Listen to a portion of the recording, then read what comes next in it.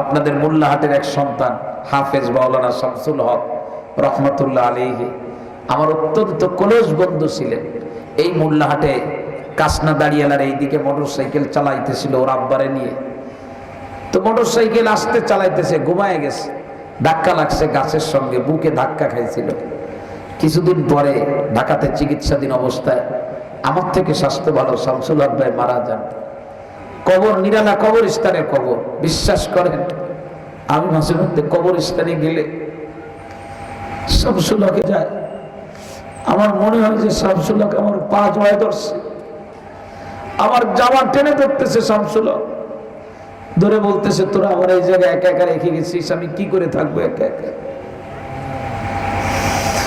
আমাদের প্রত্যেকের কিন্তু কবরে যাওয়া লাগবে, প্রত্যেকের যাওয়া লাগবে। কবরস্থানে একা একা যাইতে পারো না, লোক না হইলে সেখানে একা একা শুয়ে থাকা লাগবে। এত গুনাহ করবো, কি পরিমাণে গুনাহ করে। টিভি দেখতেছে ঘন্টার পর ঘন্টা। আমরা বললে আমাদের বলে যে আপনাদের এত মাথা ব্যথা কেন। একজনের মেয়ে আর একজন হাত ধরে নিয়ে যায়। বিবাহ বহির্ভূত যে কোনো ধরনের সম্পর্ক ইসলামের দৃষ্টিতে হারাম, হারাম, হারাম। বিবাহ বহির্ভূত যে নামেই হোক, সেটা বয়ফ্রেন্ড হোক, এই হোক, সেই হোক, যে নামেই করে ওইটা হারাম। আজকে হারাম কাজ করার জন্য বিশ্ব ভালোবাসা দিবসের নামে এক দিবস, বিশ্ব কিস দিবস দেশে আর একটা, সুমা দেওয়ার দিবস। অবৈধভাবে কে কারে কত সুমা দেবে, কোন ধরনের দিবস? তার মানে দুনিয়াতে আজকে যারা নীতি নির্ধারণকারীদের চেয়ারে বসে আছে, নীতি নির্ধারণের চেয়ারে, এই মানুষগুলি নিজেরাও জাহান্নামে যাবে, আমাদেরকেও জাহান্নামে নিতে চায়। আমরা বুঝতে চাইতেছি না, আমরা বুঝতেছি না। আমরা নিজেদের কল্যাণের কথা নিজেরা ভুলে গেছি। আমার কথা আবার কিছুই বলে না। পায়ের ভিতরে হাত রেখে বলতেছি, করজোরে বলি, গুনাহ করো না।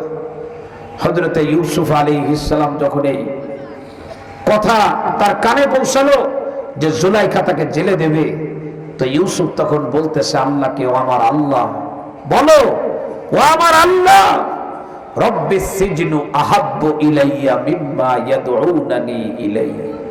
ও আমার আল্লাহ, তারা সবাই মিলে সম্মিলিতভাবে আমার যে কাজের জন্য ডাকতেছে, এই গুনার কাজের থেকে আমি ইউসুফের জন্য জেলের জীবন অনেক ভালো, অনেক ভালো, অনেক।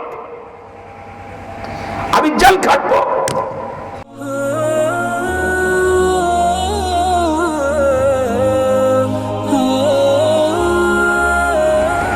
আলহামদুলিল্লাহি নাহমাদুহু ওয়া নাস্তাঈনুহু ওয়া নাস্তাগফিরুহু ওয়া নু'মিনু বিহি ওয়া নাতাওয়াক্কালু আলাইহি ওয়া নাউযু বিল্লাহি মিন শুরুরি আনফুসিনা ওয়া মিন সাইয়্যাতি আ'মালিনা।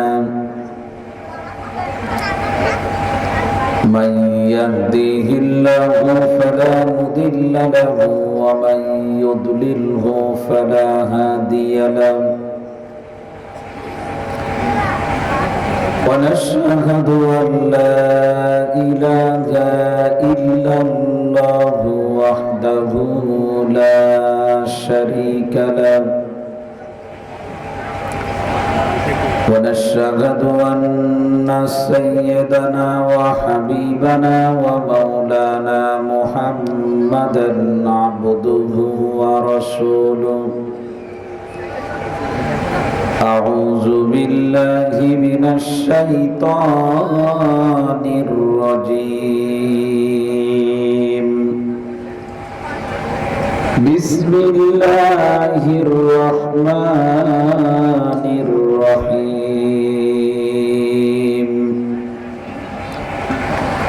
يا أيها الذين آمنوا اتقوا الله ولتنظر نفس ما قدمت لغد واتقوا الله إن الله خبير بما تعملون.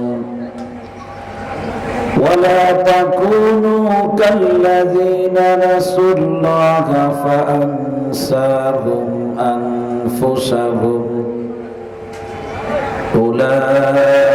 وأولئك هم الفاسقون صدق الله العظيم. وقال عمر بن الخطاب رضي الله عنه حاسبوا أنفسكم قبل أن تحاسبوا وزنوا أنفسكم قبل أن توزنوا فإنه أهون عليكم في الحساب غدا إن تحاسبوا أنفسكم اليوم وتزينوا للعرض الأكبر يومئذ تعرضون لا تخفى منكم خافية رواه أحمد. اللهم صل على محمد وعلى آل محمد كما صليت على إبراهيم وعلى آل إبراهيم إنك حميد مجيد. সবাই মহব্বতের সাথে জিকির করেন লা ইলাহা ইল্লাল্লাহ লা ইলাহা ইল্লাল্লাহ লা ইলাহা ইল্লাল্লাহ জোরে লা ইলাহা ইল্লাল্লাহ লা ইলাহা ইল্লাল্লাহ মুহাম্মাদুর রাসূলুল্লাহ।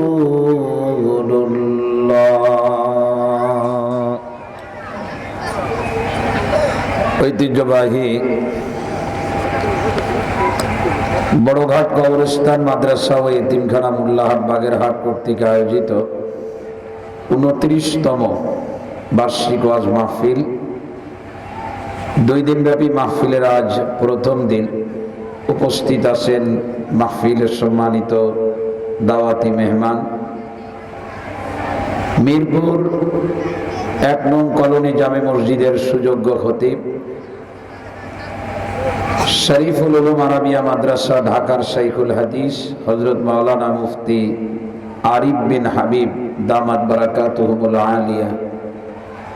উপস্থিত আছেন আরো একজন দাওয়াতি মেহমান, শায়েখ বজলুর রহমান একাডেমি গোপালগঞ্জের মুফতি হযরত মাওলানা মুফতি ওমর ফারুক রহমানী দামাত বারাকাতুহুল আলিয়া। উপস্থিত আছেন এই অঞ্চলের বিভিন্ন মসজিদ এবং মাদ্রাসা থেকে আগত জাতির শ্রেষ্ঠ সন্তান মুআজ্জাজ মুকাররম উলামায়ে কেরাম, প্রাণপ্রিয় মুসলমান ভাইরা, বাসা বাড়িতে পর্দার অন্তরালে দূর দূরান্ত অবস্থানরত আমার মা ও বোনেরা, মহান আল্লাহ তাআলার দরবারে অসংখ্য অগণিত শুকরিয়া জানাই, যিনি আমাকে এবং আপনাদের সকলকে দ্বীনি পরিবেশে আসা, দ্বীনের কথা বলা এবং শোনার সুযোগ করে দিলেন।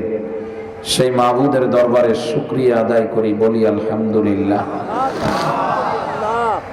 2 দিনের মাহফিল, আজ প্রথম দিন। এটার আওয়াজ ঠিক করেন না, কয় হানিফ ভাই কই। প্রথম দিন বেশি গভীর রাত পর্যন্ত বয়ান হবে না, অল্প সময়ের মধ্যেই বয়ানের মাহফিলের সমাপ্তি টানা হবে, মাহফিলকে শেষ করে দেওয়া হবে। আমি সংক্ষিপ্ত পরিসরে অল্প সময়ে স্বল্প কথায় আপনাদেরকে গুরুত্বপূর্ণ একটি বিষয়ের উপরে আলোচনা করে শোনাবো ইনশাআল্লাহ। এটার আওয়াজ ঠিক করেন। প্রাণপ্রিয় মুসলমান ভাইয়েরা, আমার বয়স 40 বছর, 40 চলে আমার বয়স। আমি মাদ্রাসায় ভর্তি হয়েছিলাম হেফজখানায় 1989 বা 90 সালের দিকে। 1994 সাল থেকে আমি কওমি মাদ্রাসায় পড়েছি। 2004 সালে দাওরায়ে হাদিস শেষ করেছি। 2005 সালে আমি ইফতা পড়েছি। আর 2010 সালে কামিল MA করেছে। এরপরে চাকরি করি, চাকরি জীবনে প্রায় 15 বছর হয়ে গেল। তো সব মানুষকে আমি মসজিদে দেখি নাই। জুমার দিন অনেকে নামাজ পড়েন, বাকি 7 দিন আসে না। এটা আমার জন্য বড় একটা বেদনাদায়ক, কষ্ট লাগে। মানুষ আল্লাহকে মানে না, এটা আসলেই কষ্ট লাগে। আল্লাহকে মানে না। তো একটা সময় ছিল, তখন নিজেরে বলতাম যে মানুষ আসলে আল্লাহরে মানে না, নিজেকে নিজে হয়তো স্বয়ং সম্পূর্ণ মনে করে, আল্লাহকে মানা এটা কোনো প্রয়োজন মনে করে না। যেমন মনে করেন যার টাকা পয়সা আছে, গাড়ি আছে, সকালে একজন নিয়ে ঘোরে, বিকালে আর একজনকে নিয়ে ঘোরে। এরপরে কোনো জিনিস কিনে খাওয়া লাগে না, মানুষে এনে বাড়ি দিয়ে যায়। বিড়ি ধরায় খাওয়া লাগে না, মানুষে ধরায় দেয়। সে লোকটা তো স্বয়ং সম্পূর্ণ মানুষ, সে আল্লাহরে ডাকবে কেন? আল্লাহরে তো ডাকবে হলো তারা যারা বিপদে আছে। এরকম একটা কথা মাঝে মধ্যে শোনা যায় রোজার মাসে। কিছু লোক বলে যে রোজা রাখবে তারা যাদের গোয়াল ঘরে কি বলে, ওই এটারে কি বলে, যে ধান রাখে যার ভিতরে, গুলার মধ্যে যাদের ধান নাই। আমি রোজা রাখবো কেন? আমার কি ধানের অভাব আছে? বোরকা পরার ব্যাপারে অনেক মহিলা বলে যে আমি কেন বোরকা পরবো, আমার এত সুন্দর চেহারা, আমি তো মানুষের দেখাবো।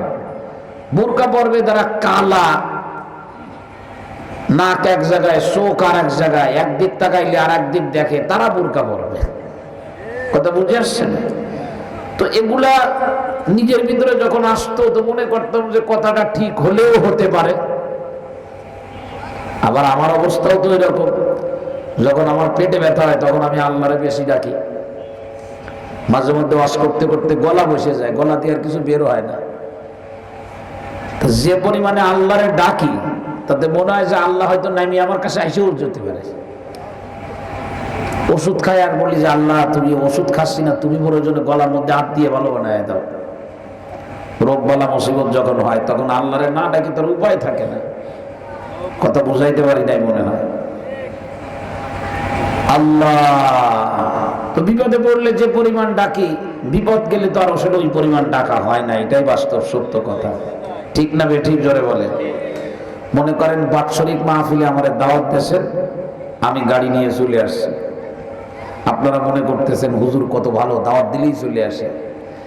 মাহফিলের বাইরে যদি বড়ঘাট মাদ্রাসার মোহতামিম সাহেব বলে যে একটা ছাগল জবাই করছিলাম, আপনি একটু আসবেন নাকি? তো আমি আসবো। তো আমি বলবো যে গাড়ির চাকা পিছনেরটা খুলে সামনের দিক চলে গেছে, বিভিন্ন জুয়া চা সেইগুলা খাড়া করবো। কিন্তু ওয়াজের সময় কোন জায়গা থেকে কোন জায়গায় চলে যাইতেছি, কোন গ্রামের ভিতর দিয়ে ভাঙা রাস্তা, তার কারণ আমার মতো বক্তা যারা আমরা জানি যে ওয়াজ শেষ হইলেই কিছু না কয়েকটা নোট তো দেবে হাতে। এটা মনে করতাম এক সময়, এগুলা এক সময়ের কথা।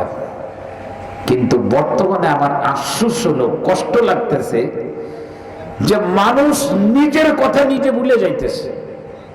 মানে আমি যে কি, আমি নাই সেজদা দিলাম না, বুঝলাম যে আল্লাহর সামনে সেজদা দিলে আল্লাহর হয়তো একটু লাভ ভাব বেশি হবে, তো আল্লাহরে আমি কেন লাভ করাইতে যাবো, এই জন্য সেজদা দিলাম না, বুঝলাম সেটা।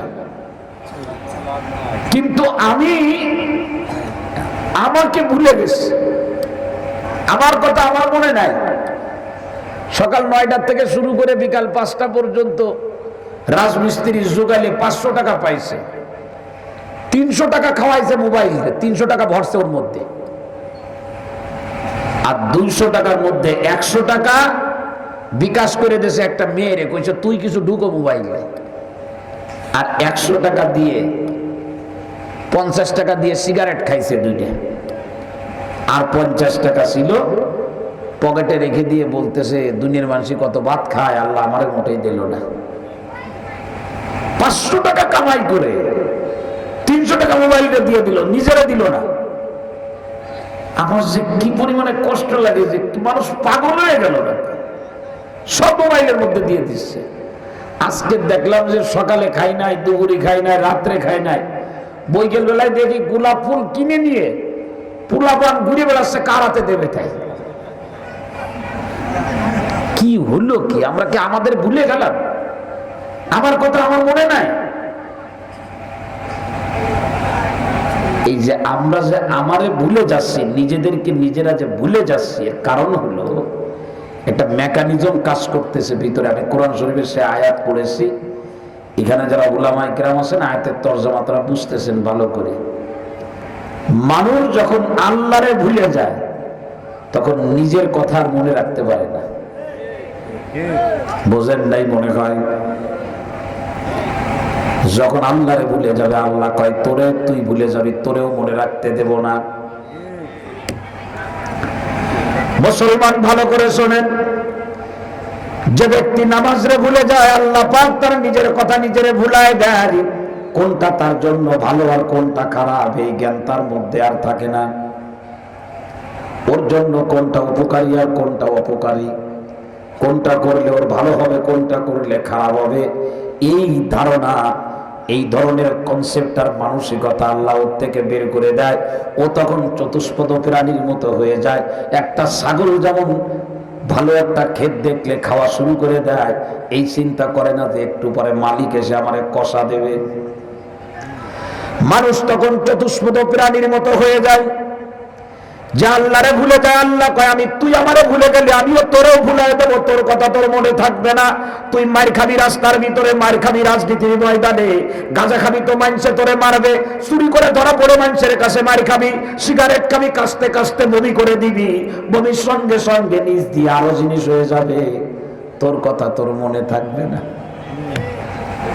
আমার জন্য কোনটা ভালো আমি ভুলে গেছি, আমার জন্য যে কোনটা ভালো আমি ভুলে গেছি, আমার মনে নাই। আমার জন্য কি ভালো আমি জানি না। মুসলমান আমার দিকে খেয়াল করেন, আমি আমারে ভুলে গেছি, আমি আমার রীতিমতো ধ্বংস করতেছি। এর জন্য আল্লাহ রাব্বুল আলামিন কোরআনে কারীমের একটা আয়াতের মধ্যে বলেন, এ পৃথিবীর মানুষ, ওয়ালা তুলকু বিআইদিকুম ইলাত তাহলুকা, তুমি নিজের হাতে নিজের ধ্বংসের দিকে ঠেলে দিও না।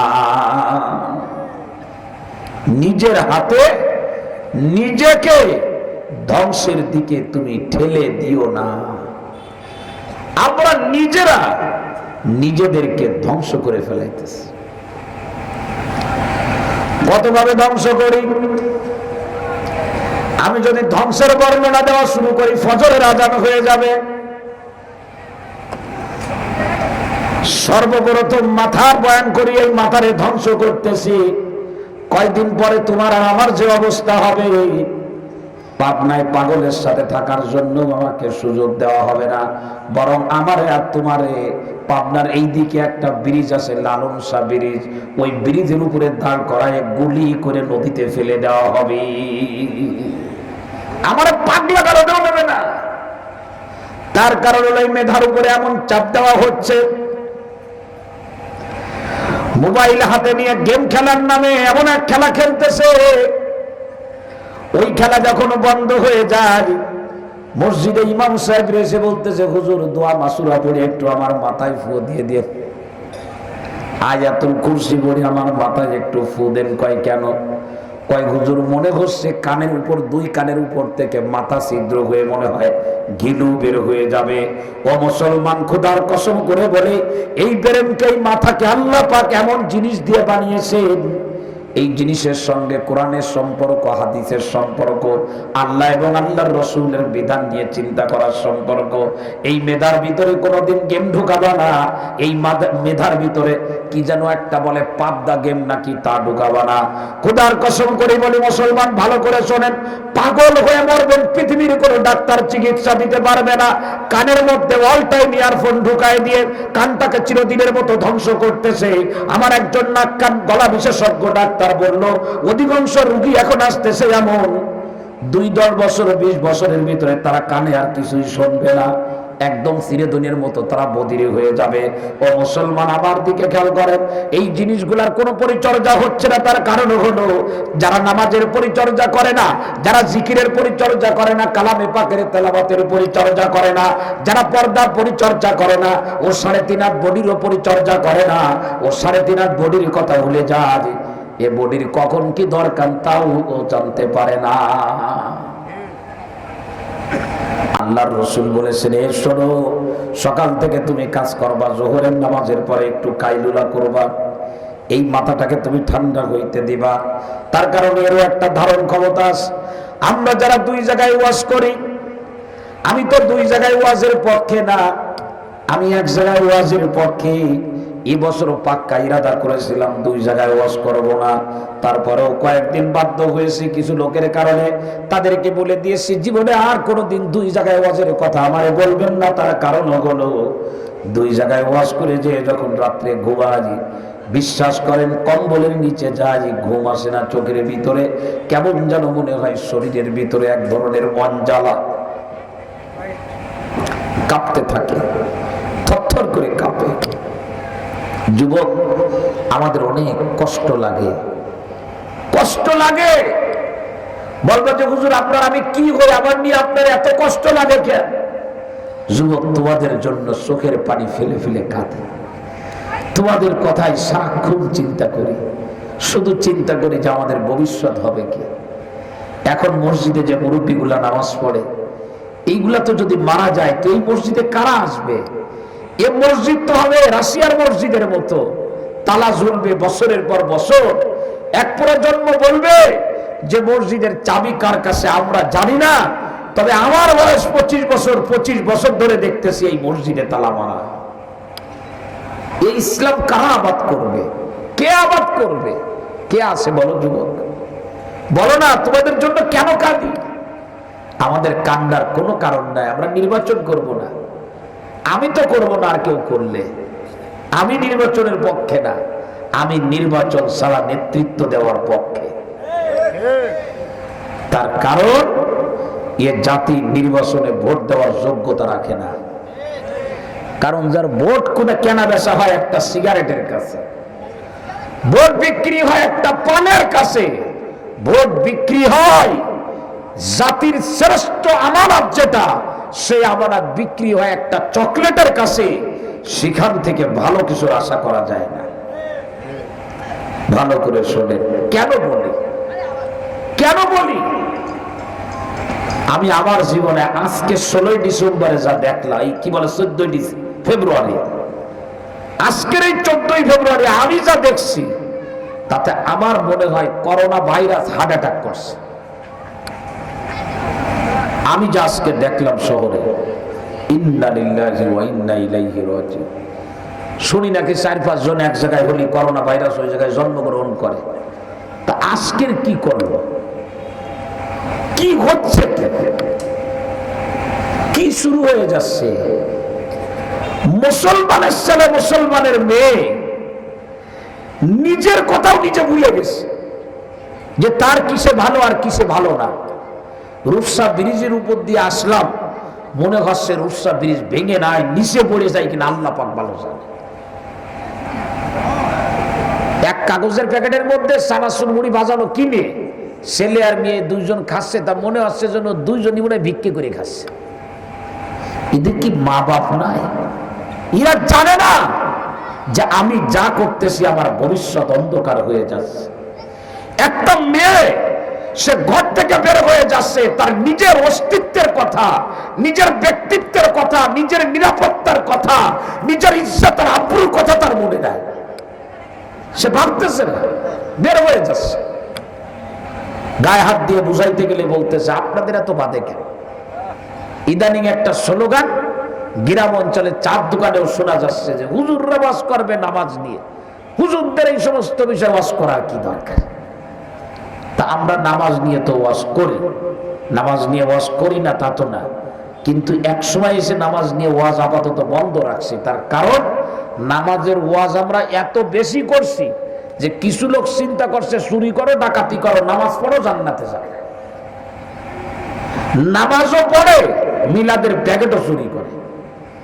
নামাজও পড়ে, আবার কাফের বেঈমান আর মুশরিকদের সঙ্গে বন্ধুত্বও রাখে। লম্বা দাড়ি, গতকালকে দেখলাম তো মনে হয় নাকি গত পরশুদিন দেখলাম অনলাইনে, এই বড় লম্বা দাও, ওইটারে কি কয়, চাপাতি কয় না কি বলে, রামদাও, রামদাও।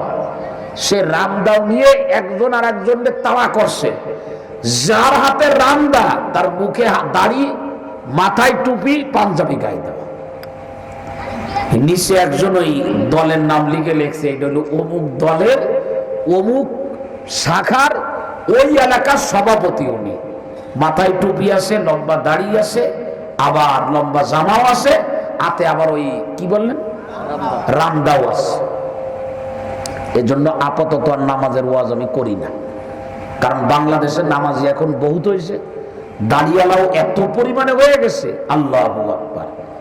কিছু লোক তো দেখি এমনি দাড়ি রাখে, যুবক পোলাপান। তা আমি একজনকে জিজ্ঞেস করছি যে তোরা সব দাড়ি রাখা শুরু করলে, চাষে না কোনো জায়গায়, মোষও চাষে না, দাড়ি মোষ সব একাকার হয়ে গেছে। তো জিজ্ঞাসা করছি, তা বললো ইদানিং নাকি মেয়েরা দাড়িওয়ালা ছেলেদের একটু বেশি লাইক করতেছে। কথা বুঝাইতে পারি নাই মনে হয়। ওয়াজে উঠছে কিন্তু কাছের রুমাল নাই, চিন্তা করছে রুমাল আর গাড়ে নেব না। তার কারণ ইদানিং নাকি মেয়েরা এটাও লাইক করতেছে যে যুবকদের গলায় একটা রুমাল থাকবে। ওই দাড়ি টুপি দিয়ে আর লম্বা জামা দিয়ে জান্নাতে যাওয়ার আশা করেন, আর কিলাবে বসে বসে ইসলামরে দাফন করার চেষ্টা করেন, এ দাড়ি টুপি এর থেকে ভালো ছিল মুনাফিকদের। অনেক ভালো দাড়ি টুপি ছিল তাদের, কাজ হয় নাই। আল্লাহ বলছে জাহান্নামের তলদেশে যাবে। সুতরাং এখন ওই দাড়ি টুপির ওয়াজ নাই, এখন হলো মানুষ যে ভুল পথে চলতেছে, এইটা যে কোনো ভাবে হোক, যদি কারোর পা ধরা লাগে ধরবো, যদি মার খাওয়া লাগে মার খাবো, কিন্তু মানুষকে ঠেকানোর চেষ্টা করব। তার কারণ ঠেকাইতে যদি পারি ওই মানুষটাও বাঁচবে, আমিও বাঁচবো। ঠেকাইতে যদি না যাই, ও নিজে মরবে, আমারও মরা লাগবে। বুঝাইতে পারি নাই মনে হয়। গতকালকে গোপালগঞ্জে বুখারীর হাদিস শুনাইছিলাম। কেন এত মাথা ব্যথা আমাদের? কেন মাথা ব্যথা? আমরা তো জানি কতটা ঝুঁকির মধ্যে কথা বলা লাগে। রাত গভীর হয়ে যায়, প্রচন্ড শীতের ভিতরে আপনারা সোয়েটার গায়ে দিয়ে বসে আছেন, জ্যাকেট গায়ে দিয়ে বসা, শীতের কারণে কেউ আবার চাদর গায়ে দিয়ে বসা, আর আব্দুল কুদ্দুসের গায়ে একটা পাতলা গেঞ্জি আর জামা, কিন্তু সব ভিজে একাকার, সব ভিজে যাচ্ছে। ওয়াজের পরে আসবেন, আমি আপনারা দেখাবো আমার পিঠে হাত দিলে যে পানি পাবেন তাতে আপনার উযু হয়ে যাবে। এত পরিমাণে পানি বের হয় শরীর থেকে। কেন এই কষ্ট করতেছে উলামায়ে কেরাম? উলামায়ে কেরামকে কষ্ট করতে দেখে কেউ কোনোদিন গালমন্দ করবেন না। এর কারণ হলো আমরা তো বিশ্ব নবীর হাদিস পড়েছি, বুখারীর হাদিস। আল্লাহর নবী বলেছেন, ও আমার সাহাবীরা তোমরা শুনে রাখো, সৎ কাজের আদেশ করা, অসৎ কাজ থেকে মানুষকে ফেরায় রাখা কতটা গুরুত্বপূর্ণ। যদি কোন রকম মানুষ সৎ কথা বলা বন্ধ করে দেয়, অসৎ কাজ থেকে মানুষকে ফেরানো যদি বন্ধ করে দেয়, পৃথিবীর মানুষ কেউ ভালো থাকতে পারবে না। প্রত্যেকের জন্য দুনিয়াটা অস্থির হয়ে যাবে। এই দুনিয়ায় থেকে কেউ মজা পাবে না, আমরাও পাবো না, কেউ পাবে না। সুতরাং দুনিয়াতে যদি মজা করে থাকতে হয়, ওয়ালতাকুম মিনকুম উম্মাতুন ইয়াদউনা ইলাল খায়র ওয়া ইয়া'মুরুনা বিল মারুফি ওয়া ইয়ানহাউনা আনিল মুনকার। সব সময় একটা দল এমন থাকতে হবে যাদের কাজ হবে এলাকার মধ্যে সৎ কথা বলা আর মানুষকে অসৎ কাজ থেকে ফেরানো। কাউকে যদি দেখেন যে প্যান্ট পরছে কিন্তু খুলে যায়, একটা দল এমন থাকতে হবে ওই দলের দায়িত্ব হলো প্যান্টটা ধরে তারা উঁচু করে দেবে। কাউকে যদি দেখেন টাকনুর নিচে প্যান্ট পরা, এই বড় ঘাট অঞ্চলে একটা গ্রুপ এমন থাকতে হবে তাদের দায়িত্ব হলো প্যান্টটাকে টাকনুর উপরে উঠায় দেওয়া। এই জমিনের মধ্যে কোনো মেয়েকে যদি দেখেন বেপরদায় রাস্তা দিয়ে ঘোরে, এই অঞ্চলে একটা গ্রুপ এমন থাকতে হবে যারা মেয়েদেরকে পর্দা করার ব্যাপারে উৎসাহ দিবে, মেয়েদেরকে পর্দা করার ব্যাপারে চাপ প্রয়োগ করবে, মেয়ের মা বাপের সঙ্গে কথা বলবে। কাউকে যদি দেখেন এলাকার মধ্যে চুরির ধান্দা নিয়ে ঘোরে, এই এলাকার মধ্যে কিছু লোক এমন থাকতে হবে এই মানুষগুলি যেন চুরি করে চোর না হয়, এ ব্যাপারে তাদের ব্যাপারে সতর্ক দৃষ্টি রাখবে। এলাকার মধ্যে একটা দল এমন থাকতে হবে যারা এলাকার মধ্যে যারা মিথ্যা কথা বলে তাদেরকে সত্যবাদী বানানোর চেষ্টা করবে। এলাকার মধ্যে একটা দল এমন থাকতে হবে যারা রাত দিন 24 ঘন্টা তাদের কাজ হবে সৎ কাজের আদেশ করা, অসৎ কাজ থেকে মানুষকে ফেরানো। এই জমিনের মধ্যে কোরআনের বিধান কায়েম করার জন্য তারা চেষ্টা করবে। কিন্তু যদি তোমরা মনে করো রে হে মুসলমান এই কথাগুলো কাউকে বলতে দেব না, যারা বলে তাদের কণ্ঠকে রোধ করব, তাদেরকে জেলখানায় ঢুকায় দেব, খোদার কসম করে বলি পরিণতি কি হতে পারে একটু পরে হাদিস বলবো, সে হাদিস দ্বারা বুঝতে পারবে পরিণতি আমাদের কি হবে। একটু পরে আমি বলছি পরিণতি কি হবে। মুসলমান ভালো করে শুনতে হবে পরিণতি কি হবে। আল্লাহু আকবার। এ দুনিয়ার মুসলমান, বিশ্বনবী বলতেছেন এক বংশের লোকজন কোন এক লক্ষ্যবস্তু, কোন এক জায়গার ভিতরে লক্ষ্যবস্তু নির্ধারণ করে একটা টার্গেট নির্ধারণ করে তারা সফর শুরু করে দিল। মরুভূমির ভিতর দিয়ে সফর করতে করতে এমন এক জায়গায় আসছে এখন আর রাস্তা নাই, সামনে নদী পার হতে হবে। কিন্তু নদী পার হওয়ার জন্য তাদের যানবাহন যেটা ছিল সেই যানবাহনের আরবি যেটা হাদিসের মধ্যে আসছে বুখারীতে, সেই যানবাহনের হাদিস হলো সাফিনা, যার বাংলা হলো কিস্তি। তার মানে নৌকা থেকে বড়, লঞ্চ স্টিমার থেকে একটু ছোট, এমন একটা কিস্তিতে চড়েই নদী পার হতে হবে। আল্লাহু আকবার। কিন্তু কিস্তির ভিতরে দুইটা তলা ছিল, লঞ্চের ব্যবস্থা ছিল। আল্লাহু আকবার। আল্লাহর নবী বলেন ও আমার সাহাবীরা যদি জীবন যায় যাবে, কিন্তু খবরদার সৎ কাজের আদেশ অসৎ কাজের নিষেধ তোমরা ছেড়ে দিবা না।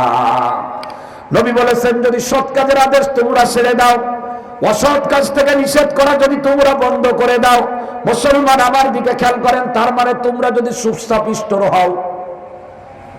কি স্টোর? কথা বলেন না, চুপচাপ স্টোর বলেন। বর্তমান কিছু মুসলমান হলো চুপচাপ স্টোর। মসজিদে নামাজ পড়ে মাথা নিচু করে যায়।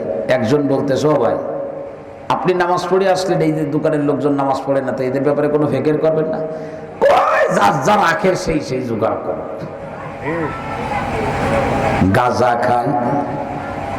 ভাইজান এই জায়গায় গাঁজা খাওয়া হয়, চলেন একটু নিষেধ করে আসি। কয় আমি ঝুঁকির মধ্যে নাই, ওই জায়গার মধ্যে শিরিক তৈরি করা হচ্ছে, চলো না শিরকের বিরুদ্ধে দুইটা কথা বলে আসি। কয় গায়ে যদি তেল হয় তুমি বলে যাই মার খাও, বলতেই দেয় না। ওয়াজ নসিহত তাও তো প্রায় বন্ধ হয়ে গেছে। দুঃখ লাগে, কষ্টও লাগে, কথাই বলতে দেয় না কিছু লোক। আমি বলি মাঝে মধ্যে আমার মসজিদে বলি যে আমি যদি জুমার দিনেও বয়ান বন্ধ করে দিই তাতে তো আমার কোনো অসুবিধা নাই, কারণ আমি প্রতিদিন 5 ওয়াক্ত নামাজ পড়াই, সরকারি চাকরি, আমার কোনো ঝামেলা নাই। নামাজের 2 মিনিট আগে রুম থেকে বের হই, সামনে যে আল্লাহু আকবার সূরা কিরাত পড়ে শেষ করে দিই। ও ভুল করলেও ধরার কেউ নেই পিছনে। তো জুমার দিন যদি বয়ান না করি তো আমারই তো ভালো হয়। এই যে রাত্রে আসি আপনাদের এইখানে, কয় টাকা দেবেন আমার বড় কাটালারা? এ ঘামে যে ছুটতেছে ঘাম, এ ঘাম বিক্রি করলে কয় টাকা দিলে হয় বলে? আল্লাহ, আমরা বুঝি না, শুধু ভুল বুঝি আলেমদেরকে। অমুক হুজুর এত কথা বলে কেন? তো এত কথা না বললে তো হুজুরও বিপদে পড়বে।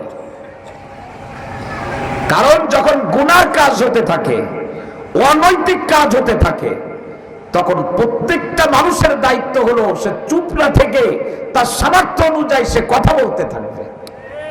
তা আমরা কি কণ্ঠ দিয়ে কথাও বলবো না? নবীজি বলেন এই মানুষগুলি এখন নদী পার হবে, লঞ্চে উঠবে, কিন্তু লঞ্চ তো 2 তলা বিশিষ্ট। যিনি লঞ্চ চালাবেন উনি বলেন সব লোক উপরে গেলে হবে না, সব লোক নিচে গেলে হবে না, উপর এবং নিচে সমান সমান যাত্রী উঠতে হবে, তাহলে উত্তাল সাগরের মধ্যে লঞ্চটা ভালোভাবে চালানো যাবে। এখন কে উপরে যাবে আর কে নিচে যাবে? বুখারীর হাদিসের মধ্যে আসছে আল্লাহু আকবার বলে লটারি করো। লটারি করে 2 দল নির্ণয় করা হলো, ভাগ করা হলো। যাদের নাম উপরে আসলো তারা উপরে চলে গেল, যাদের নাম নিচে আসলো তারা নিচে চলে গেল। রে মুসলমান ভালো করে শোনেন, তারা নিচে চলে গেল। লঞ্চ এবার চলা শুরু করছে। ঘটনাক্রমে ওই লঞ্চের ভিতরে নিচওয়ালাদের পানির ব্যবস্থা ছিল উপরে, নিচে কোনো পানির ব্যবস্থা ছিল না। তাদের যখন খাওয়ার পানির দরকার হতো, বাথরুমের পানির দরকার হতো, উপর থেকে পানি এনে তারা নিজেদের প্রয়োজন সারত। কিন্তু নিচওয়ালারা উপরে যায়, এতে নিচওয়ালাদের কষ্ট হয়। আবার নিচওয়ালারা যখন উপরে যায়, উপরওয়ালাদেরও কষ্ট হয়। তাই এই নিচওয়ালাদের মধ্যে একজন লোক ছিল, তার মাথাটা একটু মোটা, মাথা মোটা, মাতব্বার টাইপের। এটা সব এলাকায় আছে, মোল্লাট এলাকাও আছে। কিছু লোক আছে মাথা মোটা, বলে যে মাইকে শব্দ দূষণ হয়। কি হয় জোরে বলেন? ওয়াজের মাইকে নাকি শব্দ দূষণ হয়। ওয়াজের মাধ্যমে আল্লাহু আকবার এলাকার মধ্যে নাকি অনাচার ছড়ায়ে পড়ে। কত কথা যে বলে, শুনলে কান্না লাগে, মাঝে মধ্যে কান্দি কোনোভাবে। কি বলে রে, কি বলে? এত কষ্ট করি মানুষের জন্য, আর মানুষ এত কথা বলে। আল্লাহু আকবার যখন দোয়া করি নামাজের পরে, জানেন শুধুমাত্র নিজের জন্য দোয়া করি না, বরং আপনাদেরকেও দোয়ার মধ্যে শরীক রাখি। তাই তো এক বচনের শব্দ ব্যবহার করি না, বরং দোয়ার ভিতরে বহু বচনের শব্দ ব্যবহার করি। যখনই দোয়া করি তখন বহু বচনের শব্দ ব্যবহার করে পরিচিত অপরিচিত দুনিয়ার প্রত্যেকটা মানুষকে দোয়ায় শামিল করি। করোনা ভাইরাস থেকে যখন দোয়া আল্লাহর কাছে পানা চাই, শুধুমাত্র নিজের জন্য চাই না, পুরা দুনিয়ার মানুষ কাফের বেঈমান তাদের জন্য আল্লাহর কাছে দোয়া করি। এরপরও কেন আমাদেরকে শত্রু মনে করা হয় আমি তো বুঝি না রে মুসলমান, বুঝি না। পায়ের ভিতরে হাত রেখে বলি আল্লাহর নবীর হাদিস শোনার পর আর কেউ কোনোদিন আলেমদের বিরুদ্ধে কথা বলার চেষ্টা করবেন না। বরং যখনই কোনো আলেম কোনো জায়গায়, সে যে তরিকার হোক না কেন, ইসলামের কথা যখন বলবে, সৎ কথা বলবে, অসৎ কাজ থেকে মানুষের ফিরানোর কথা বলবে, সঙ্গে সঙ্গে তারে কথা বলার সুযোগ করে দেওয়া, এটা প্রত্যেকটা মুসলমানের ইমানি দায়িত্ব। কথা বলো, বলো, বলতে থাকো, বলো। আল্লাহর নবী বলেন, লঞ্চ চলা শুরু হয়ে গেল। নিচতলা একজন মাথা মোটা লোক ছিল, নিচতলা ওয়ালাদেরকে ডাক দিয়ে বলে, পানি আনতে উপরে যাও, কষ্ট হয় না? বলে হ্যাঁ কষ্ট হয়। বলে আমরা উপরে যাওয়ার কারণে উপরওয়ালাদেরও কষ্ট হয়? বলে তা তো হয়। বলে আমি তো গভীরভাবে চিন্তা করে দেখলাম, উপরের থেকে আমরা যে পানি আনি, এই পানি কিন্তু আসমান থেকে নামে না, বরং এই পানি নিচ থেকে ওঠে। তো পানি তো আমাদের কাছেই আছে, কাছের পানি কেন আমরা দূর থেকে আনবো? বলে তাহলে কি করা যায়? বলে আমরা এই লঞ্চের নিচে একটা ছিদ্র করে নিই। ছিদ্র করে নিলে পানি আর উপরে যে আনা লাগবে না, নিচ থেকে নেওয়া যাবে। আজকের তোমরা যারা মাহফিল বন্ধ করে দিয়ে ঘরের মধ্যে গান বাজনা চালু করতেছো, ও মুসলমান সবাই মিলে তোমরা লঞ্চ ছিদ্র করে ঘরের ভিতরে পানি ঢুকাইতেছো। যারা স্ত্রীদেরকে পর্দা না করায় বেপর্দায় বের করো, মনে করতেছো খুব ভালো করছো, খুব ভালো করো নাই। মেয়েকে বেপর্দায় রাস্তায় বের করে দিয়ে, স্ত্রীকে বেপর্দায় রাস্তায় বের করে দিয়ে, সন্তানকে কোরআন না শিখায়, রাজনীতির নামে সন্তানকে ইসলামের বিপক্ষে দাঁড় করাই দিয়ে, আলেমদের বিপক্ষে কথা বলে, মাদ্রাসা মসজিদের বিপক্ষে কথা বলে, হালাল পন্থা ছেড়ে দিয়ে হারাম পন্থা ইনকাম করার যে পলিসি গ্রহণ করেছো, মনে করো না তুমি ভালো কিছু করেছো, বলুন তুমি লঞ্চ ছিদ্র করে তোমার ঘরে পানি ঢুকাইছো। বুঝাইতে পারি নাই মনে হয়, বোঝেন না আমার কথা? ইসলাম বিদায় করে দিয়ে মানুষ এখন নন ইসলাম হায়ার করে আনতেছে। ঘরের মধ্যে কত কেসেমের বই আছে, হুমায়ুন আজাদের বই আছে, কবি শামসুর রহমানের বই আছে, ক্রীড়া লোক আছে, ক্রিকেট প্লেয়ারদের জীবনী আছে। কি কোন মানের মুসলমান নিজের বুকের উপরে হাত রেখে বলেন, আজকেই ঘরে যে স্ত্রীকে জিজ্ঞাসা করবেন, আমাদের এই বাড়ির ভিতরে 2 তলা বিল্ডিং এর ভিতরে কি এক জিলদ কোরআন শরীফ আছে? একটা কোরআন শরীফ আছে কিনা? পুরা বিল্ডিং এর মধ্যে 4 তলা 5 তলা বিল্ডিং এর মধ্যে একটা কোরআন শরীফ পাবেন কিনা? আপনারা বলেন আমরা কথা বলি কেন? আমরা কথা এই জন্য বলি, আমার কাছে, আমি কেশবপুর আলিয়া মাদ্রাসার হেফজখানায় হেফজ পড়েছি 1990 সাল থেকে নিয়ে 94 সাল পর্যন্ত। আমার উস্তাদ আজকে আমার সাথে আসছেন। আমাদেরকে মাঝে মধ্যে পাঠানো হতো যাও খতম পড়ে আসো, খতম পড়তে যেতাম। এই মাদ্রাসার ছেলেরা যায় কিনা আমি জানি না। তো যখন খতম পড়তে যেতাম কোনো বাড়িতে, কেশবপুর বাজার থেকে মনে করেন 5 কিলোমিটার দূরে চলে গেছে, আমরা 6 জন গেছি খতম পড়বো। 6 জন 5 পারা করে 5 7 30 পারা পড়বো। ঘটনাক্রমে অনেক সময় ভুল করে আমরা কোরআন শরীফ নিয়ে যাই 4টা, কখনো 5টা, কখনো মোটেই নিয়ে নাই। তো যে বাড়িতে যেতাম তাদেরকে বলতাম, ভাই একটা কোরআন শরীফ দিতে পারেন? আমরা একটা কোরআন শরীফ কম আনছি, কোরআন শরীফ দরকার একটা। বাড়িওয়ালা দৌড়ায় যে 3-4টা কোরআন শরীফ এনে হাজির করে দিত। জিজ্ঞাসা করতাম, আপনার বাড়ি কি মাদ্রাসা আছে? বলে না। কে পড়ে এই কোরআন শরীফ? আমার মনে আছে একাধিক বাড়িতে এমন ঘটনা আমার হেফজ জীবনে ঘটেছে। বলে এই বড় কোরআন শরীফ আমি চোখে কম দেখি, আমি বড় অক্ষরেরটা পড়ি। আর একটা দেখতেছো এইটা তোমার কাকি পড়ে, আর একটা আমার ছেলে পড়ে, আর একটা বৌমা পড়ে, প্রত্যেকেই কোরআন শরীফ পড়ে। জিজ্ঞাসা করতাম, কখন পড়েন? বলে দিনের শুরুতে ফজরের নামাজের পরে কোরআন তেলাওয়াত করে কাজ আরম্ভ করি। আর আজকে বর্তমান জামানার অবস্থা কি? বিশাল উন্নত বিল্ডিং, বলা হলো ভাই জানে এই বিল্ডিং এ কি কোনো কোরআন শরীফ পাওয়া যাবে? বলে হুজুর আমরা সবাই জিনারের শিক্ষিত, বরং কোরআন শরীফ পাওয়া তো যায় না। খুলনাতে একটা স্মৃতিসৌধ আছে, গোল্লামারিতে স্মৃতিসৌধ, এইটা যিনি দেখাশোনা করেন, পতাকা উঠান, মাঝে উনি আমার কাছে এক মাসআলা জিজ্ঞাসা করেন মিষ্টির দোকানে বসে। বলে হুজুর আপনারে কয়েকদিন ধরে খুঁজি কিন্তু পাই না, একটা মাসআলা দরকার। আমি বললাম কি মাসআলা? বলে আমি সকাল বেলায় পতাকা উঠাইতে গেছি স্মৃতিসৌধের মধ্যে, যে দেখি স্মৃতিসৌধের পিছনে ময়লার ভিতরে 1 বস্তা কোরআন শরীফ কারা যেন ফেলে দিয়ে গেছে। কোরআন শরীফ ঘর থেকে আমরা ফেলে দিতেছি, তাই না? আমি কি অযৌক্তিক কথা বলতেছি নাকি? অযৌক্তিক। কোরআন শরীফ আমরা ফেলে দিতেছি। কোরআন শরীফ ফেলে দিয়ে ঘরের ভিতরে এখন লেডারের ছবিটা নাই, আমরা কোরআন শরীফ নাই, ঘরের ভিতরে এখন আমরা প্লেয়ারের ছবি রেখে দিলাম। মানিব্যাগের মধ্যে ক্রিকেট প্লেয়ার আর ফুটবল প্লেয়ার ছবি পাওয়া যায়, মানিব্যাগের মধ্যে কোরআনের কোনো জিলদ পাওয়া যায় না। মোবাইল মধ্যে চার্জ করলে অসংখ্য সিনেমা আর কুরুচিপূর্ণ ছবি পাওয়া যায়, কিন্তু আল্লাহর নবীর রেখে যাওয়া আমানত কোরআন আর হাদিস আমার কাছে পাওয়া যায় না। আমরা বুঝতেছি না আমরা কোন দিকে যাচ্ছি। ভূমিকম্প হবে, ভূমি ধস হবে, জমিনের মধ্যে চলে যাব, কানবো, দেখার কেউ থাকবে না আমাদের। এ কথা আমি অনেক আগের থেকেই বলি, আগের থেকেই এ কথা বলি। কোরআন তেলাওয়াত করতে জানে না, গান শিখায়, গান। আজকে ছোট ছোট বাচ্চাদেরকে বিভিন্ন ধরনের স্কুলের মধ্যে তাদেরকে ছবি আঁকানো শেখানো হয়। ছবি খেয়াল করেন আমার দিকে। আমি না নিষেধ করব না, যারা মেডিকেল পড়বে, ডাক্তার হবে, ইঞ্জিনিয়ার হবে, তারা আঁকাবে।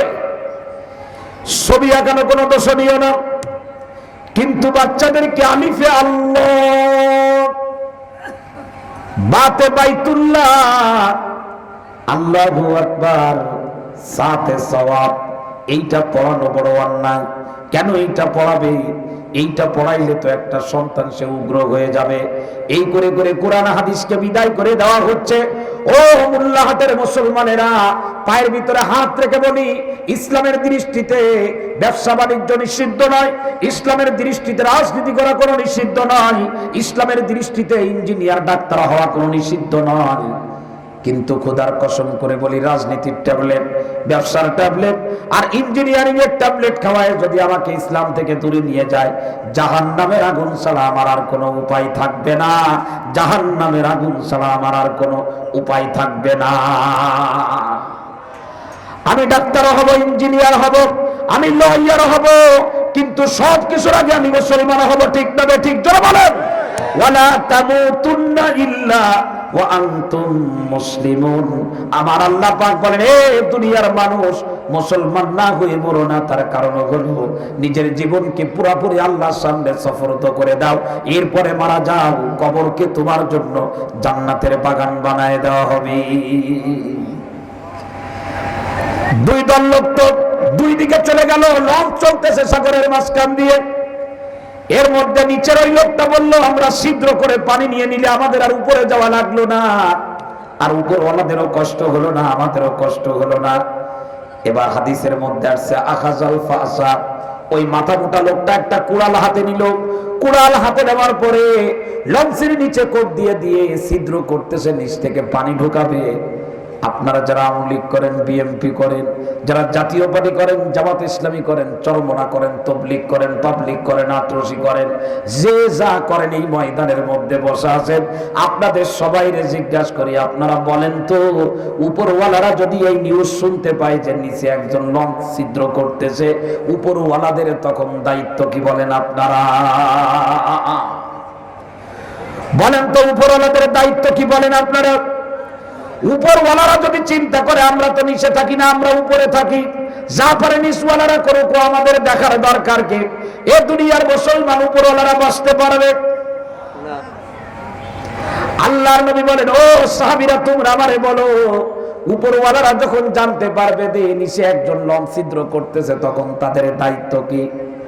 নবী আমার বলেন, ও আমার সাহাবীরা তোমরা ভালো করে শুনে রাখো, উপরওয়ালাদের দায়িত্ব হলো নিচওয়ালাকে এসে নিষেধ করা, যে কোনো মূল্যে তাকে এই কাজ থেকে ফিরায় রাখা। তার কারণ হলো, যদি তারা নীরব থাকে, নিচওয়ালাদেরকে যদি না ঠেকায়, তাহলে নিচ দিয়ে যখন পানি ডুববে, শুধুমাত্র নিচওয়ালারা ডুবে মরবে না, উপরওয়ালারাও ডুবে মরবে। ঠিক না বেঠিক জোরে বলেন?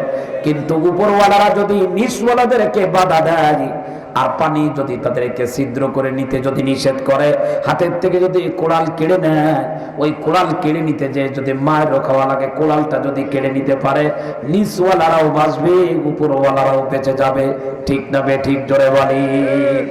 আমরা যে এত কষ্ট করি তার কারণ হলো, এই কোরআন যদি এর সমাজ থেকে বিদায় করে দেওয়া হয়, এই কোরআনে কারীম যদি ঘরের মধ্যে না থাকে, প্রত্যেকটা মানুষের সিনার মধ্যে যদি কোরআন আমরা ঢুকাইতে না পারে, মানুষ যদি কোরআন অনুযায়ী তার জীবন চালাইতে না পারে, পৃথিবীতে প্রত্যেকটা যুবক আর যুবতী যদি ইসলাম অনুযায়ী নিজেদেরকে চালাইতে না পারে, প্রত্যেকটা মানুষ যদি আল্লাহরে বাদ দিয়ে শয়তানের পদাঙ্ক অনুসরণ করে, এ মুসলমান এই জমিনের মধ্যে ভূমিকম্প হবে, করোনা ভাইরাসের থেকে আরো মারাত্মক ভাইরাস আসবে, এই জমিন ধ্বংস হয়ে যাবে। আমি আব্দুল কুদ্দুস কিন্তু নামাজ পড়ে বাঁচতে পারবো না। এজন্য আমাদের বলা লাগে, পৃথিবীতে মানুষ এখন নিজেরও ভুলে গেছে, নিজের কথা নিজে মনে রাখে না।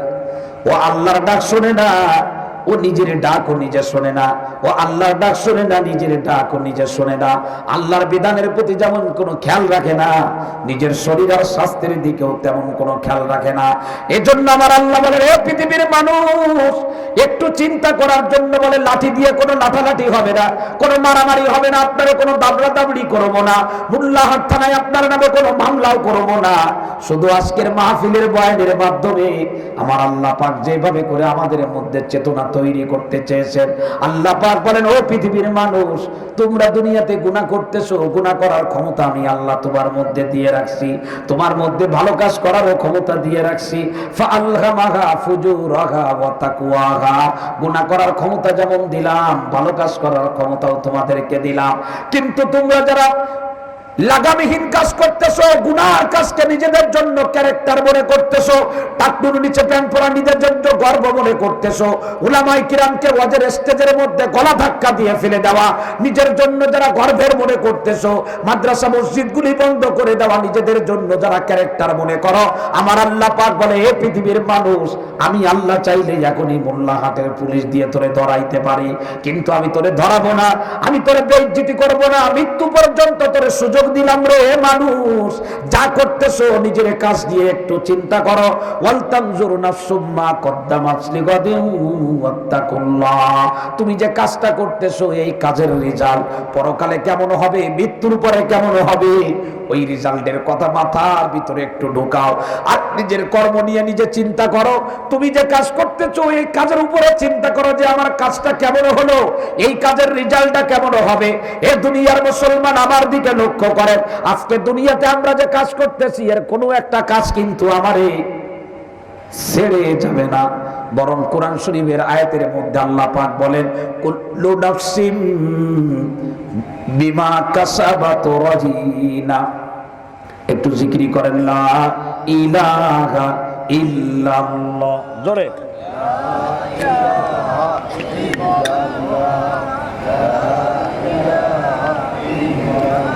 লা ইলাহা ইল্লাল্লাহ।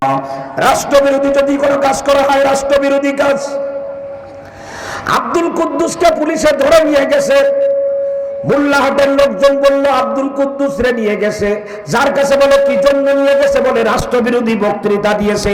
অমুককে পুলিশে ধরে নিয়ে গেছে কেন, বলে চুরি করছে, ডাকাতি করছে, তার কাজের কারণে ধরে নিয়ে গেছে।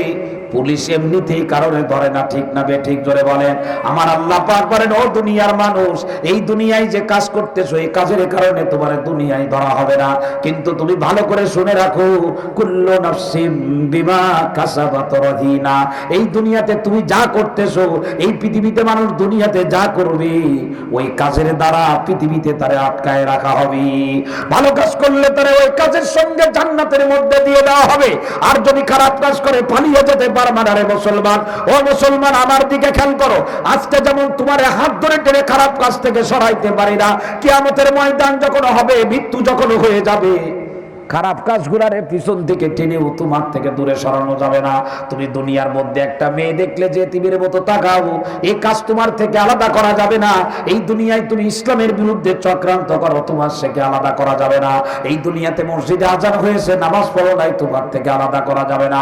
তুমি তোমার ডান হাত দিয়ে বাম হাত দিয়ে খারাপ কাজ করেছো, তোমার থেকে আলাদা করা যাবে না রে মুসলমান। কুল্লু নাফসিন বিমা কাসাবাত রহিনা। প্রত্যেকটা মানুষ তার জিন্দেগির কাজের সঙ্গে আটকা পড়ে যাবে। সুতরাং আমি কি কাজ করতেছি আমার চিন্তা করা দরকার, আমার চিন্তা করা দরকার। বয়ানের সময় নিজের বয়ান মোবাইলে রেকর্ডিং করা হয়, যাতে আমারে কেউ ধরতে না পারে, কোন ধরনের কোন নেগেটিভ কথা আমার কথার মধ্যে ঢুকায় দিতে না পারে। ভালো করে শোনো রে মুসলমান। ওয়া কুল্লা ইনসানিন আলজামনাহু তাইরাহু ফি উনুকিহি ওয়া নুখরিজু লাহু ইয়াওমাল কিয়ামাতি কিতাবান ইয়ালকাহু মানসুরা। 80 বছরের জীবনে যে কাজ করেছেন একটা কাজও বাদ যাবে না। সব কাজগুলা মেমোরি কার্ডের আকারে আপনার গর্দানের মধ্যে ঝুলায় রাখা হচ্ছে। আল্লাহ পাক বলেন, কিয়ামতের ময়দান যখন হবে, 80 বছরের জীবনের প্রত্যেকটা কাজ আমলনামার খাতার আকারে তোমার সামনে দিয়ে দেওয়া হবে। সুতরাং একটু চিন্তা ভাবনা করে কাজ করা দরকার। ঘরের জানালা বন্ধ করে, দরজা বন্ধ করে যে কোনো কাজ করা যায়। অন্ধকারের ভিতরে কেউ দেখতেছে না, কিন্তু একজন তো দেখেন, তার নামটা কি? জোরে বলে, আরো জোরে বলেন, আরো জোরে বলেন আল্লাহ। যিনি দেখতেছেন উনি শুধু দেখেন না, ওয়া কুল্লা শাইইন আহসাইনাহু কিতাবা। এমন এক আল্লাহ, তিনি যা দেখেন, দেখার সঙ্গে সঙ্গে আল্লাহু আকবার, এই ভিডিও মেসিং এর মতো সব আমলনামার মধ্যে লেখা হয়ে যায়। কিভাবে পালাবো রে, কিভাবে পালাবো? সুতরাং কাজ করার আগে একটু চিন্তা করেন। এখনো সুযোগ আছে যে 40 বছর আব্দুল কুদ্দুসের বয়স হয়ে গেছে, পর্যন্ত কি কি কাজ করেছে। 40 বছরে আমার জিন্দেগির কাজের কোয়ালিটি কি, কি পরিমাণ ভালো কাজ করেছি, কি পরিমাণ খারাপ কাজ করেছি। কোন ব্যক্তি যদি হায়াতে জিন্দেগিতে তার জীবনের কাজগুলা নিয়ে চিন্তা করে, পরকালে কিয়ামতের ময়দানে তার হিসাব হালকা হয়ে যাবে। তো বুঝাইতে পেরেছে? এ দুনিয়ার মুসলমান, তানজুরুনা সুম্মা কদ্দামাত লিগাদ। পরকালের জন্য কি কি করেছেন একটু চিন্তা করা দরকার। হযরত ওমর ফারুক রাদিয়াল্লাহু তাআলা আনহু বলতেন, মুসনাদে আহমদ শরীফের হাদিসের মধ্যে আসছে, হাসিবু ক্বাবলা আন তুহাসাবু। ও মোল্লাহাটের যুবক বন্ধুরা, যুবতী বন্ধুরা যারা আছো, তোমাদের হিসাব নেওয়া হবে। এ বাপজান মাজান, প্রত্যেকের হিসাব নেওয়া হবে। হযরত ওমর বলতেন, তোমার হিসাব নেওয়ার আগে তুমি তোমার হিসাব নিজে একটু করো। কথা বুঝে আসছে না আসে নাই? কথা বুঝে আসছে না আসে নাই?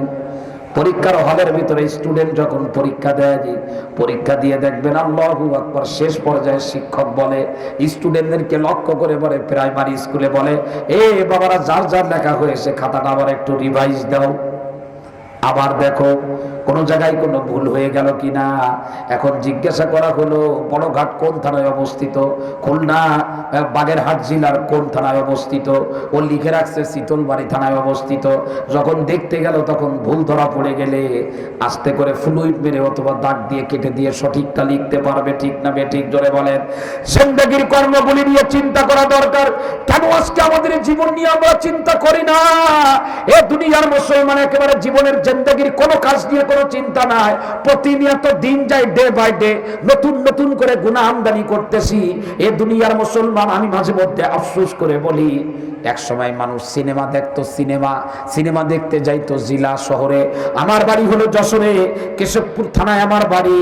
কেশবপুর থেকে লোকজন যাইতো যশোর জেলা শহরে সিনেমা দেখতে। এক সিনেমার হলের ভিতরে শয়তান, সেই সিনেমার হল জেলা শহরের মধ্যে থাকলে সমস্যা, লোকজনের আসতে কষ্ট হয়। শয়তান এক সময় সিনেমার হলগুলারে নিয়ে থানা শহরে পৌঁছায় দিল। এরপরে লোকজন থানা শহরে গুনাহ করতো। আল্লাহু আকবার। শয়তান দেখলো মানুষ এক জায়গায় এসে গুনাহ করতে মানুষের কষ্ট হয়, প্রত্যেকের ঘরে ঘরে গুনার যন্ত্র পৌঁছায় দেওয়া দরকার। এখন টিভি নামক এক গুনার যন্ত্র প্রত্যেকের ঘরে ঘরে পৌঁছায় দিল। এরপরে মানুষ ঘরের মধ্যে বসে দেখে, কিন্তু ঘরে তো সব সময় থাকতে পারে না, মাঝে মধ্যে ঘিরে যায়। শয়তান কয় আরো গুনাবো তোরে দিয়ে করাবো। এখন অনলাইনের নামে এক সিস্টেম করে দেশে, তুমি যেখানে থাকবা আনলিমিটেড সময় তুমি গুনাহ করতে থাকবা। এ মুসলমান, আমি গুনাহ করব না রে, গুনাহ করব না। গুনার বিপক্ষে যদি আমার জেলের মধ্যে দেওয়া হয়, আমি জেলখানার জীবনকে মহব্বত করি, কিন্তু গুনাহ করতে পারবো না। তার কারণ জেল খাটলে আগুনে পোড়া লাগবে না, জাহান্নামে যাওয়া লাগবে না, কিন্তু গুনাহ করলে নির্ঘাত জাহান্নামে যাওয়া লাগবে, এর মধ্যে কোনো সন্দেহ না। আমি গুনাহ করতে পারবো না, অসম্ভব, অসম্ভব। হযরতে ইউসুফ আলাইহিস সালামের কথা তো কোরআন শরীফের মধ্যে আছে।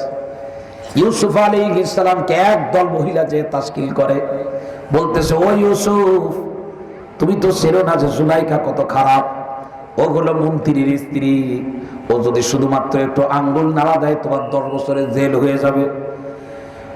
ইতিমধ্যে সে প্রস্তুতি নিয়েছে, তুমি যদি জুলাইখার মনের চাহিদা পুরা না করো, তার সঙ্গে যদি দৈহিক মিলন না করো, তোমাদের জেলখানার মধ্যে ঢোকানো হবে।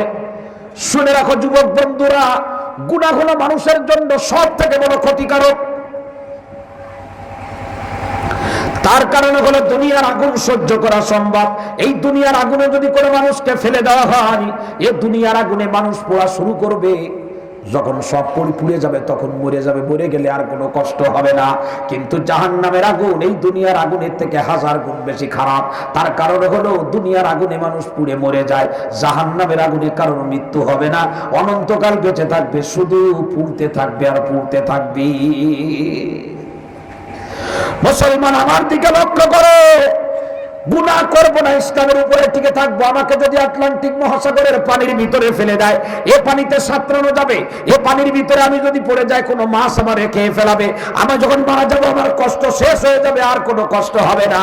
কিন্তু জাহান্নামের আগুনের মধ্যে যদি আমারে ফেলানো হয়, লা ইয়ামুতু ফিহা ওয়া লা ইয়াহইয়া, ওই জায়গায় আর কোনোদিন মৃত্যু হবে না, অনন্তকালের জন্য শুধু জ্বালা ভোগ করতে থাকবা।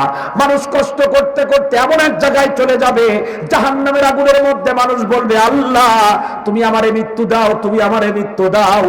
আল্লাহর পক্ষ থেকে তখন বলা হবে, ও দুনিয়ার মানুষ, তোমরা দুনিয়ায় থাকতে আব্দুল কুদ্দুস, হুযায়ফা, এরপরে জুনায়েদ আল হাবিবি, অসংখ্য উলামায়ে কেরাম, হযরত মাওলানা মামুনুল হক, জুনায়েদ বাবুনগরী, আব্দুল খালিদ সাইফুল্লাহ আইয়ুবী, অসংখ্য উলামায়ে কেরাম, কুদালিয়া মাদ্রাসা, বড়ঘাট মাদ্রাসার উলামায়ে কেরাম বারবার তোমাদেরকে বুঝাইছিল, সেই কথা তোমরা বিশ্বাস করো না। এখন এই জায়গায় এসে মৃত্যু চাইলে হবে না, এই জায়গায় যে মৃত্যুর ফেরেশতারাও মেরে ফেলানো হবে, এ কথা তো আগেই আলেমদের মাধ্যমে তোমার জানানো হয়েছিল। বুঝাইতে পারি নাই বলে শুধু গুনাহ করে, সেদে গুনাহ করে, সেদে গুনাহ করে। কত খারাপ কথা। একটা মেয়ে চোখের সামনে পড়ে গেল, তার দিকে একবার নজর পড়ে গেছে, কত খারাপ লাগে, কত খারাপ লাগে, বিশ্বাস করেন খুব খারাপ লাগে। সেদিন আমার একটা মাহফিল নড়াইলে, তো আমি স্বাভাবিকভাবেই এশার নামাজ পড়ে মাহফিলে রওনা হই।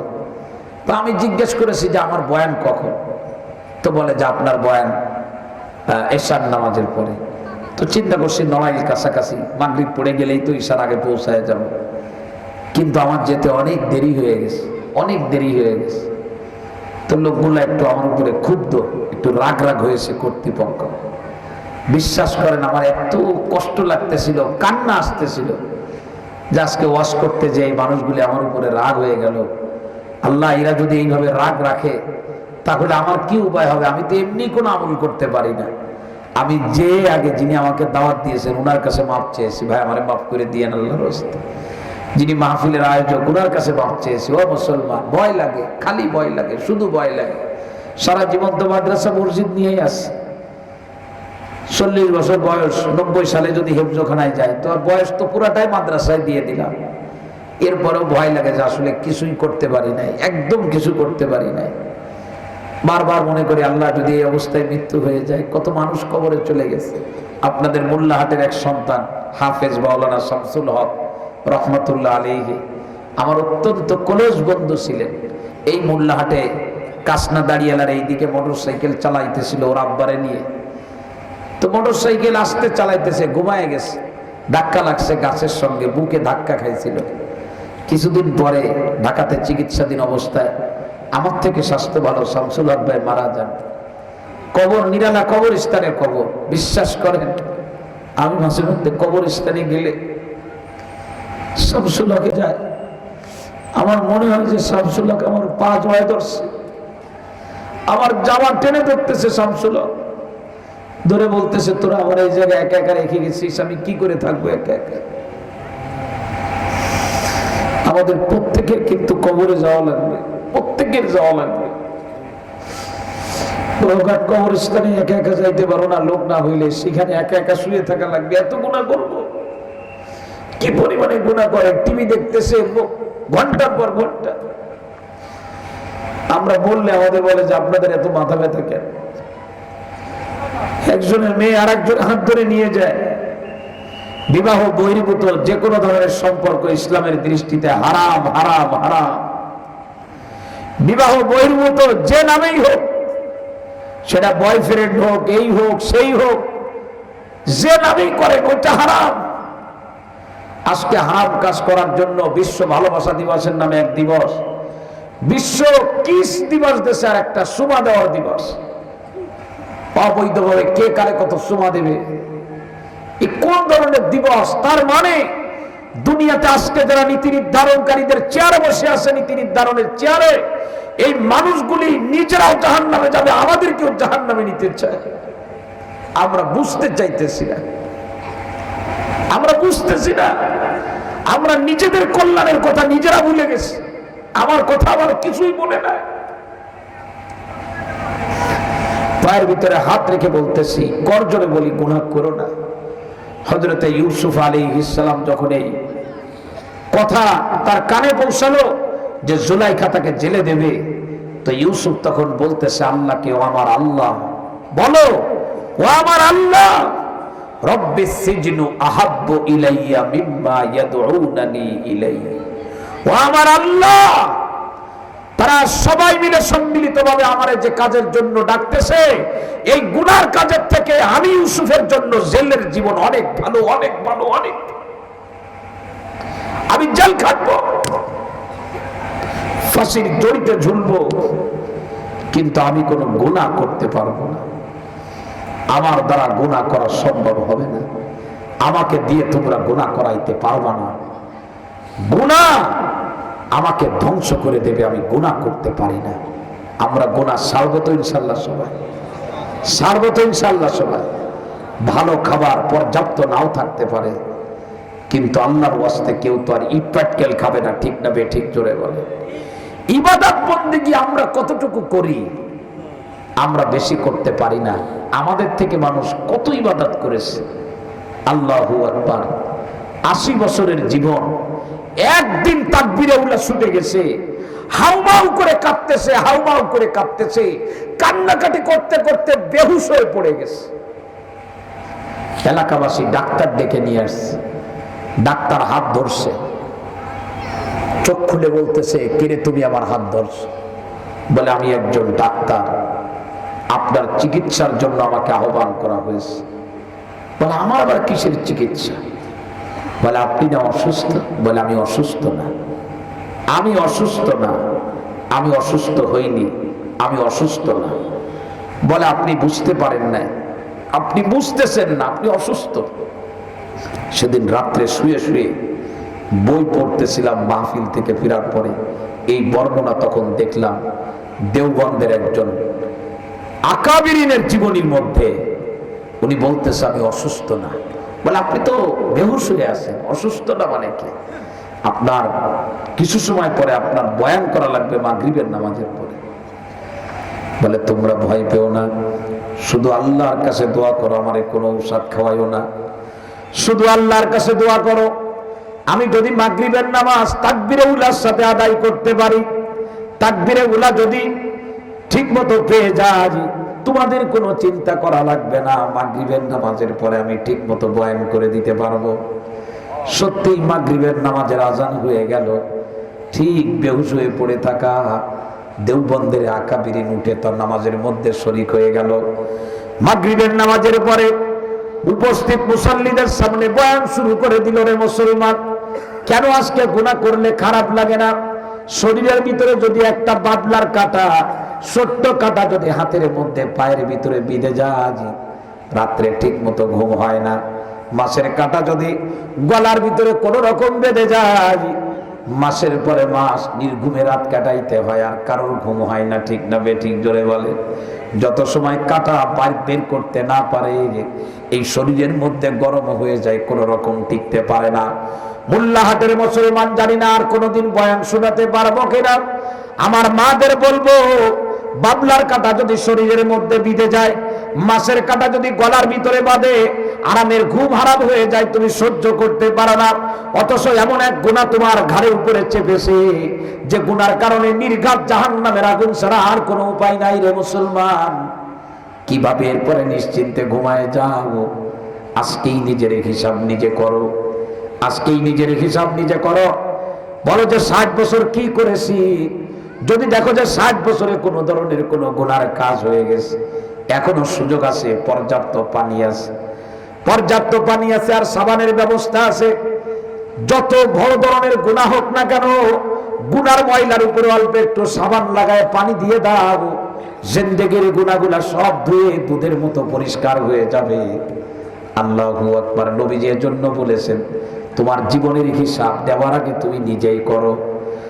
প্রতিদিন যখন বালিশের মধ্যে মাথা দিতে যাও, বালিশে মাথা দিয়েই তুমি ঘুমাবে না, বরং চিন্তা করবে তোমার জিন্দেগির আমলনামা নিয়ে।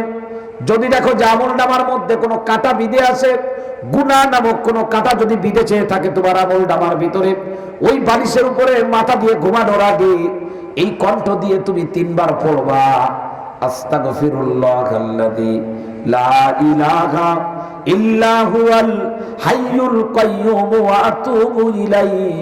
এইটা সালাসা মাররা 3 বার তুমি পড়বা।